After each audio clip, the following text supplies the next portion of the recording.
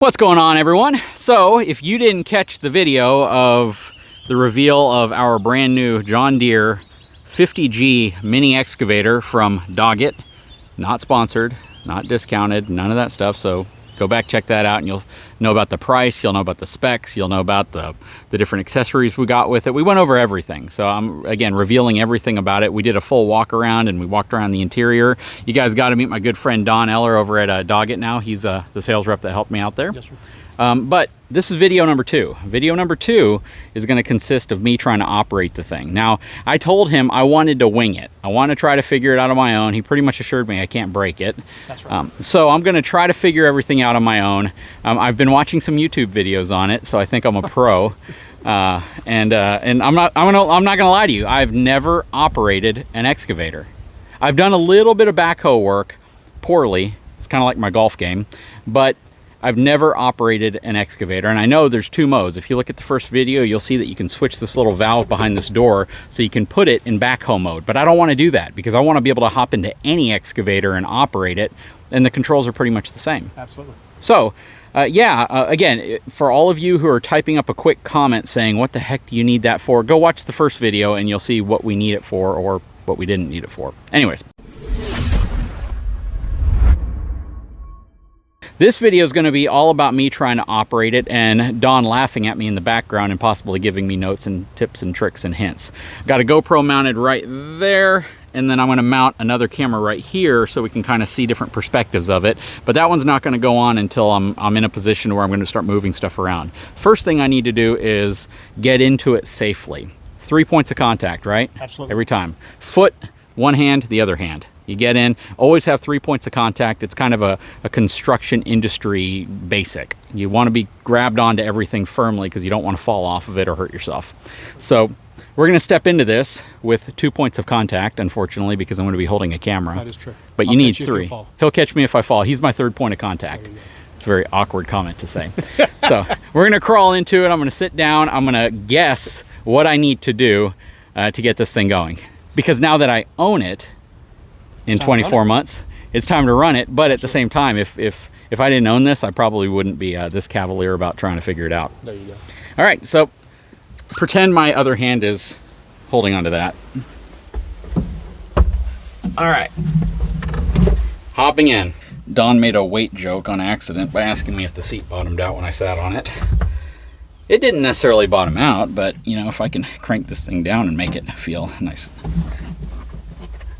I think I'm okay right there. Okay, so I'm going to mount this camera to this mount and start messing around. So first thing I think I need to do, I'm going to guess, I'm going to put this thing down like this. We're going to pull that back up. I'm going to pull this back up. We'll go ahead and start the unit first. Okay, I'm going to go over here. I'm going to start it. Just start it like a car? You can start it. And also we're going to need to put your seatbelt on. Okay. Walking an excavator, you're going to have your breakover point. So if you're going over something and it jars, you don't want to kiss the windshield. So that is true. Absolutely. So, anything, bulldozer, skid steer, anything. So actually wear your seatbelt. It's not one of those things to just say you're going to do it and not. Especially like when I unloaded off the trailer, you've got that breakover point where you're going down. So seatbelt is fastened nice and tight around the waist, kind of like on an airplane. Okay, go ahead and start it up. Absolutely. Ooh, that's quiet.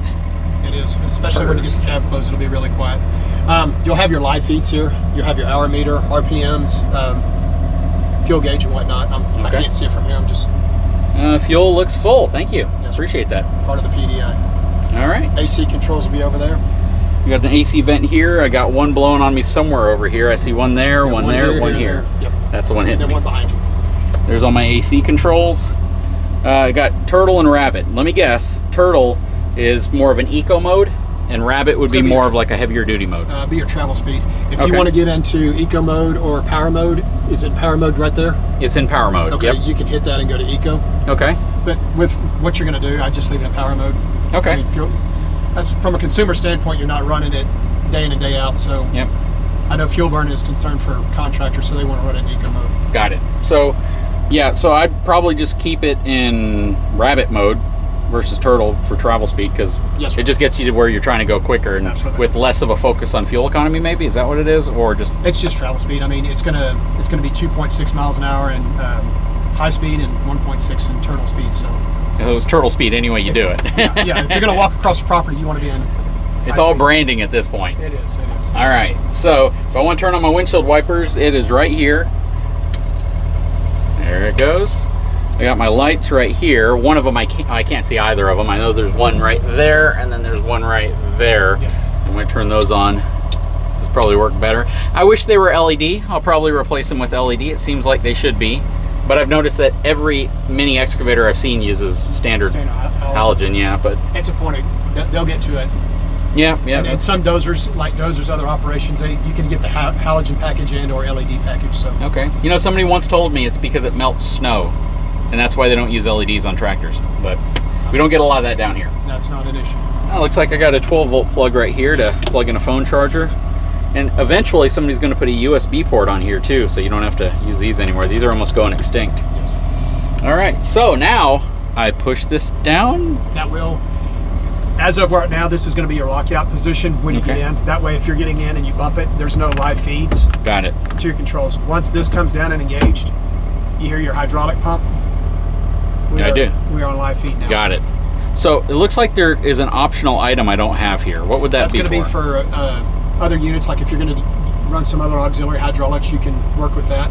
On the left, on the right, you're going to have your thumb retract and extend. That's cool. And then below that should be. That's fast. It is. That is fast. If I put this. And you're idling. Okay. So your hydraulics will speed up. Yeah. You'll learn to finesse. Yeah. That's really fast. If I put this in eco mode, is that going to go slower? Not really. Not on your cycle of your thumb.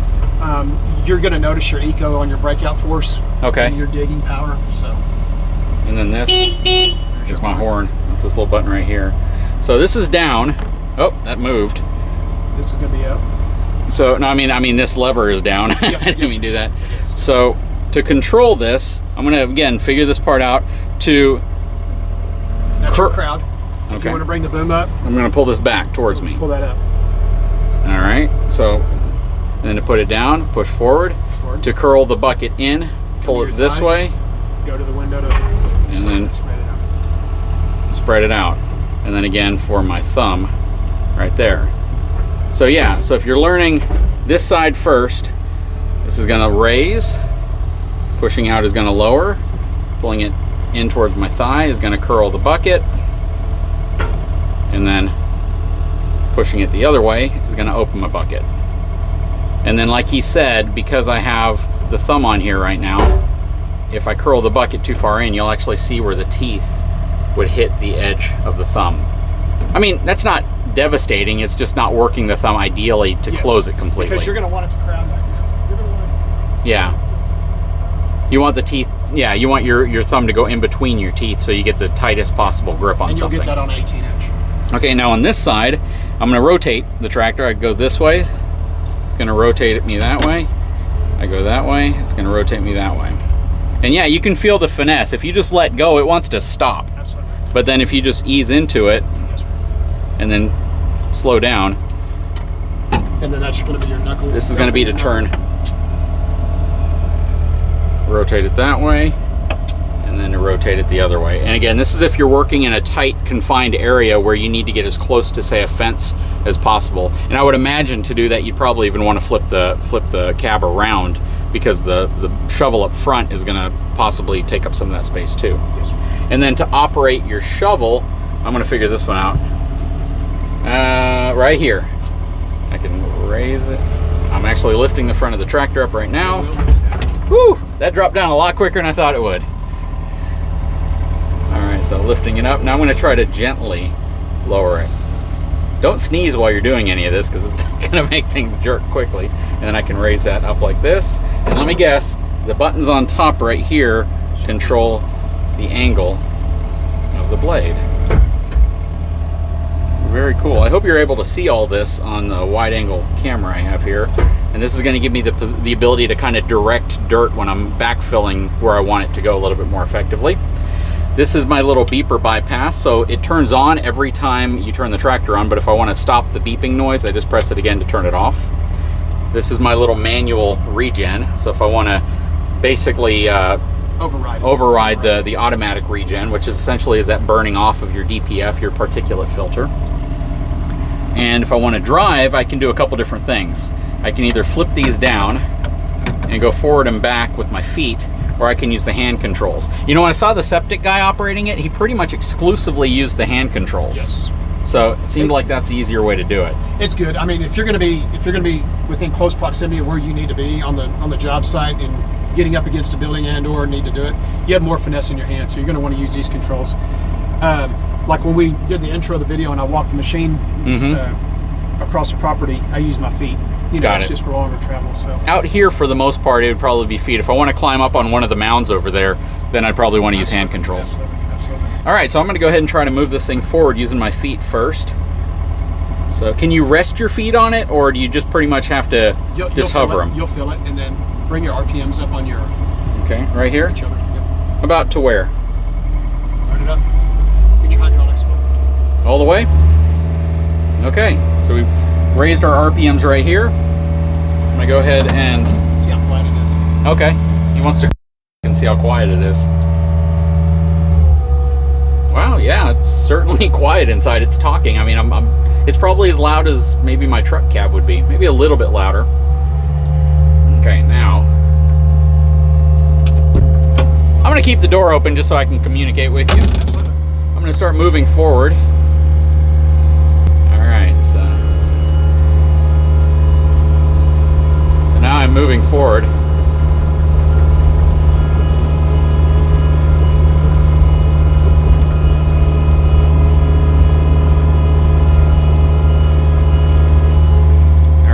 Try with my hands. It's kind of like operating a zero turn in a bit. It is to an extent. Yeah. And you were talking about tearing up the ground. And a standpoint, if you don't want to tear up the ground so much, if we're going towards that black tank over there where that water well is, if you want to make your radius a lot wider and longer, you're going to tear the ground up most. When you counter rotate, of course, like we're doing, you're going to tear the ground up. So if you're in the front yard, you're worried about your carpet grass. If you want to make that bend and that crawl around a lot longer, you're not going to tear the grass up as much. So. Okay. So what I want to do now is I want to spin the cab around and I want to feel what it's like in reverse, because the controls at this point are all going to be in reverse. Okay. On your larger excavators, without a backfill blade, you know your backfill blade is going to be in the front of your machine. On larger excavators, and you can see it from your standpoint, they'll put an arrow on the undercarriage to let you know that that is the forward direction. That way you get in it. Yep, that makes sense. And what he's basically saying, when you get a large excavator, it doesn't have this blade right here. Yeah. So you have to have a marker, sometimes understand where your drive system is and which way is forward and backward. All right, so I'm going to flip the cab around. Absolutely. I'm going to flip it around to my right so I don't hit you. You bring it up just a little bit, just right there, just enough to get it snug down on the ground. It'll hold you. Okay. I'm going to flip it around. Ooh, this thing's fast. I'm glad I didn't hit my pole.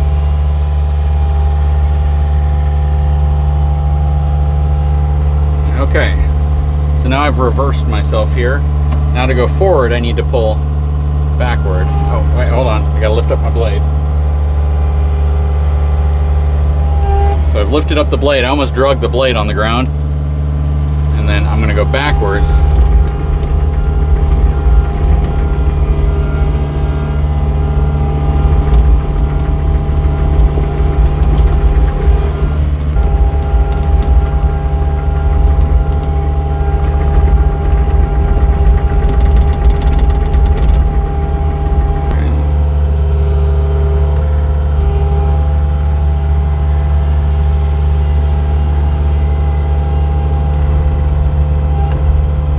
Okay, now I'm gonna go forward.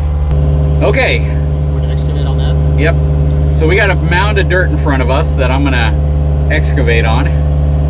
We're switched now in orientation. We're back with the blade below us, and I'll let you see what we're talking about. You can see the blade right there. I'm gonna use the handles because I have not really used those much. I'm gonna flip up the little paddles for the feet. Rotate a little bit.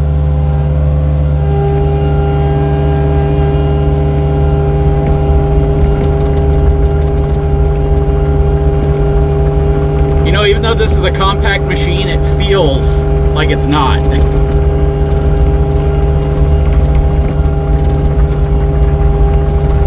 All right. So Don, tell me the ideal place to stop to start excavating at. Keep walking. It's just, you'll feel it for, I'd stop right about there. Right about here. Reach to get across. Okay. It just depends on what your application is, whether you're gonna load that whole pile into a truck. Yep. Or I'm just gonna move it over some. here to the right. Okay. So I'm gonna drop my blade down. I'd move up a little bit more. Let's get on the edge of your spoil mound right there. Sure. So one thing that I'd love to know is on smaller units, maybe this size as well, I've seen both operations where they say, some say have the blade in front and down, some say have the blade in back and down. And they say on harder ground you want it in the back. Yeah. All right. Especially on lighter units. Yeah, and you're going to be softer out here, so. Yeah, this is all sand pretty much. So. But yeah, if this ground was a lot harder, if it was compacted clay, then I'd want the blade in the back, because the minute the shovel hits the ground, it's going to lift the front of the unit way off the ground. And it keeps you pushed down in the back. And it puts your support. But because this is relatively soft, if I'm digging a lot of weight up and carrying a lot of sand, especially if it were wet, then I'd want the blade in the front, because it would keep the back from coming off the ground. Absolutely. And like your 12-inch bucket that you have on here right now, you're not going to have any problem with breakout force by any means. So yep. Maybe when you get into 36, you might have to turn around at some point, but... Are we far enough up, or did you want me to go up a little bit more? You're good. Okay, so I got the shovel down. And, all right, see what I can do here. I want to lift up a little bit. I want to extend that out. I want to open up the bucket. And I want to push this down like this. And I want to just, whoa, okay, so push that down a little bit like this. And what I really want to do is I want to do what everyone says you should do, and that's to bring it pretty much straight in. So I want to do that. I want to pull in this way, and I got to lift up at the same time, and then I got to curl the bucket at the same time.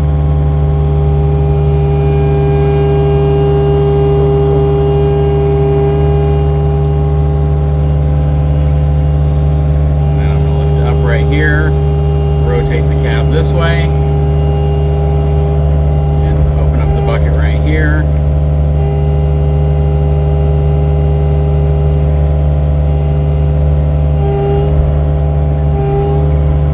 That did not look graceful.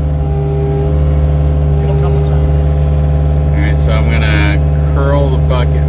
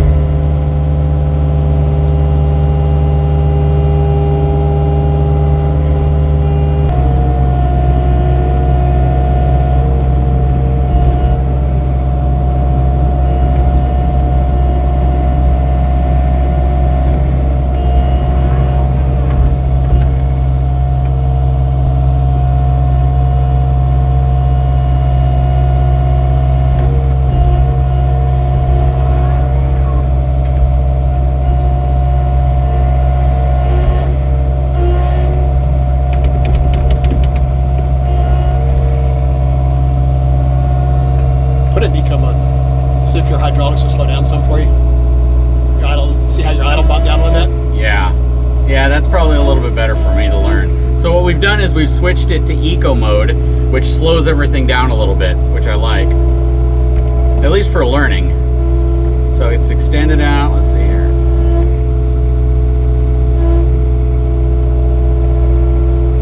The problem for me is I gotta learn how to do it so I'm not digging too deep.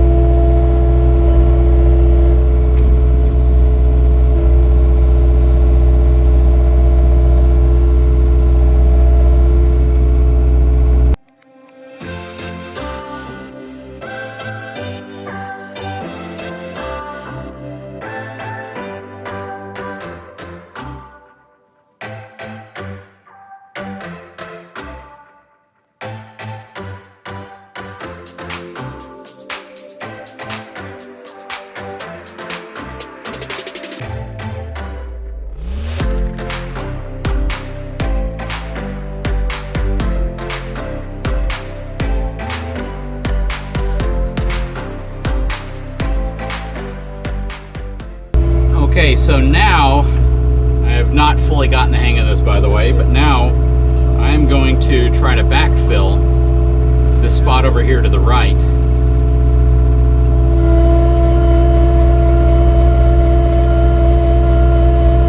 By using the angle blade.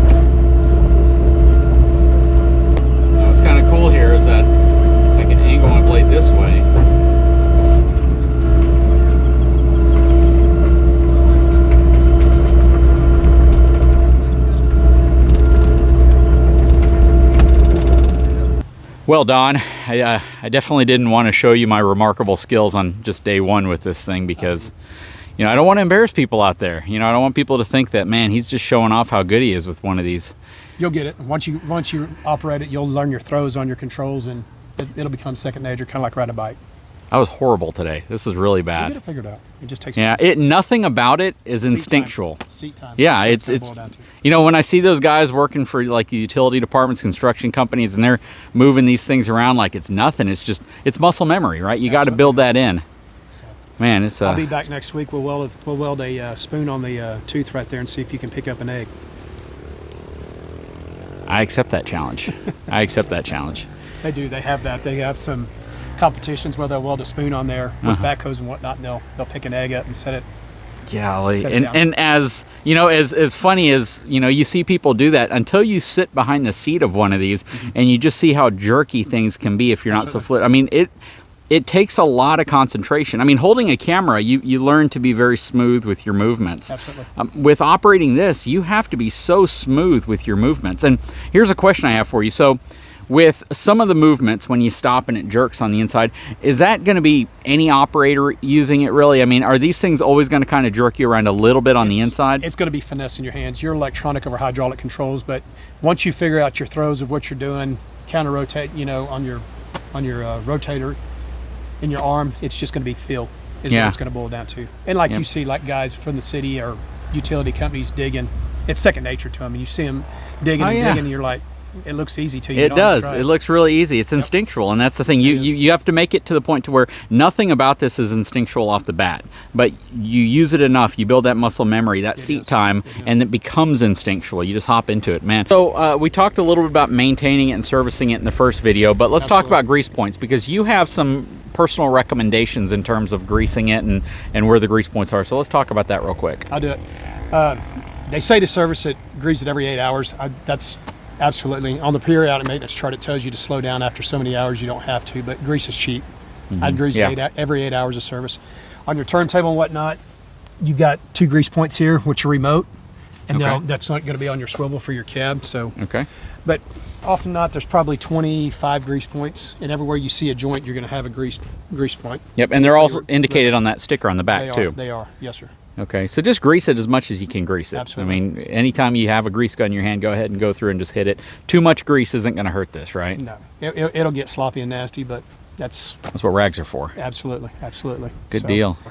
Okay, so Don just kind of articulated the bucket and thumb a little bit in interesting position here because he wants to explain something that's really important to understand if you're operating a thumb with the bucket. And this is more important on the larger the tractor you get, right? Absolutely. It is.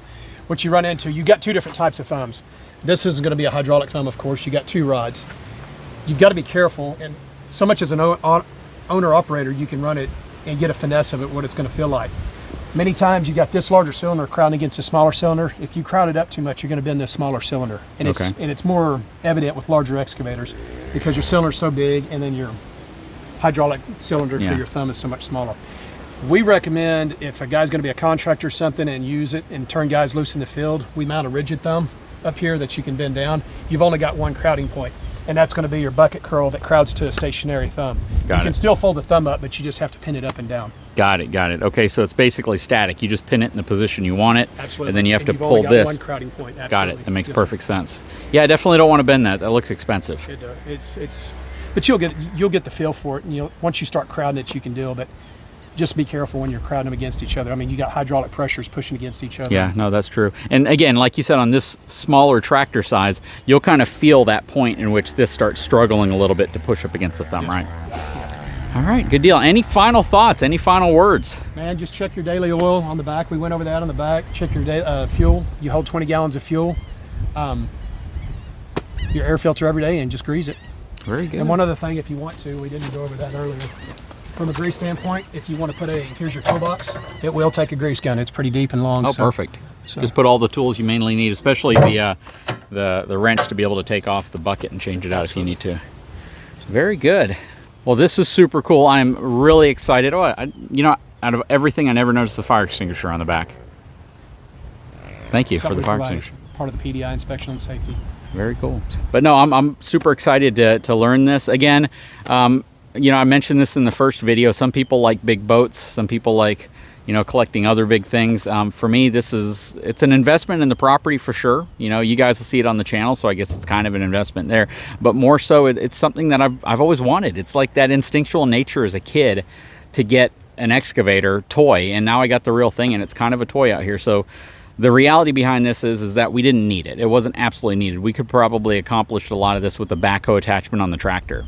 But you know, this is something that I've wanted for a long time, and financially, we were able to afford it. We put some money down. We're financing it. It's not something that we just came and handed him a check or handed him cash for. John Deere service here from Dogget is, I've heard, phenomenal, and that's a big part of it as well. I wanted to get a machine from a company that has a reputation for service and service after the sale. Absolutely. And I did buy this. So again, if you watch the first video, you'll realize that I paid about 80 grand, 79 grand, put $15,000 down on it and financed it for 24 months.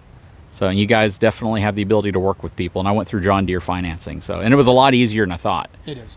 John Deere Financial, they're pretty strong. They do a good job with this, and it works for us. Anyways, guys, really appreciate it, Don. Thank you for coming out here. Thank you for delivering it. That's actually a service that I asked for before he even knew I had the channel. So I said, "Do you guys deliver it?" And he goes, "Absolutely." And I think you guys have even done it where you deliver it to people who want to trial it, and then they can end up buying it if they want it. Absolutely. And if you want to, if there's something interested, if you want to get a backhoe or something in the future that you want to try, we'll offer a 3-day demo.